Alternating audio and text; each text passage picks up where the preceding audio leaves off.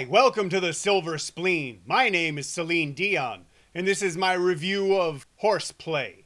It was nice to see the UFO logo on the big screen, and it was nice to see it updated into the digital realm as well. And if they keep making movies like this one, I'll be really happy. A well-known international thief wants to steal a priceless national treasure. A disgraced cop wants to catch him and vindicate himself. An aspiring journalist wants to cover the story, get the scoop, and bring a career up a notch. Two bumbling idiots try their best to do their job, all the while looking for love in all the wrong faces. Tony Leung's entrance as one of the ugliest cross-dressers in the history of Western civilization was incredibly memorable and very, very funny to me. Because made up to look like a woman, all he really reminds you of are those actresses from the 70s who had that really bad plastic surgery and...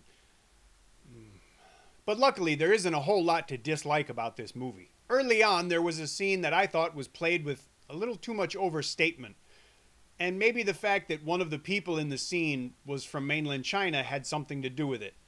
I've talked about it before. The kind of humor that apparently plays well there in some movies isn't the kind of thing I really enjoy. But obviously people like it. In this case, it didn't even last till the end of the scene, so I was grateful, and it never came back, so that was a plus. There's a scene later on that takes place in a kind of fun house that's designed to take people on a tour and have them solve a mystery as part of a story. It's kind of like psychedelic dinner theater.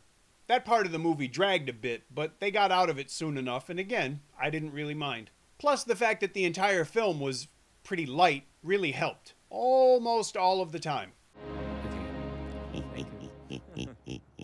Blackface isn't funny, especially with a bad afro wig and cringe-inducing dialogue. It happens twice, and both times the audience thought it was funny, but I don't think it is.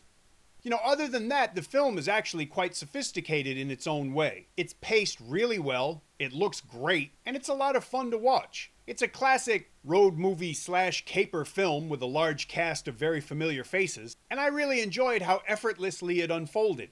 Now, partially that's because I never had any doubt how it was going to end up, but it was just fun to watch, so I didn't care. Drama and suspense aren't the order of the day here. Light, whimsical fun is, and this film definitely delivers. It was a lot of fun to watch a Hong Kong movie that not only took place overseas, but was actually shot overseas. I've seen The New Territories passed off as Florida before. This was not the case here. It's obvious that some significant money was spent, and I think it was worth it. It was also really nice to watch the cast, most of whom are veteran local actors, play their roles with grace, assurance, and finesse. These people have been acting a long time. They've gotten pretty good at it, and it's really a pleasure to watch them. Tony Leung displays some really commendable levels of wit, charm, and silliness in his character, apart from the blackface. And even more commendably, he does it in the right places and at the right level. The comedy in Horseplay might peak over the edge, but it never goes over the top. I really enjoyed this movie, maybe even more than I expected to. If you're in Hong Kong, go see it in the cinema. If you're not, wait until it's available for rental or released to home video and buy it. Don't watch it on YouTube and don't download it. Too bad. I have to wait 6 months. That's not fair. No, testicular cancer is unfair, all right? When this movie is released to home video, I'll update the description with a link to where you could buy it. I can honestly say this one might merit Blu-ray just because the scenery is so nice and the cinematography is so good. If you enjoyed this review, please leave me a comment. If you don't enjoy the review, leave me a comment anyway. If you really like these reviews, please subscribe. I can't believe I just got 1,000 subscribers. Actually, it's kind of frightening.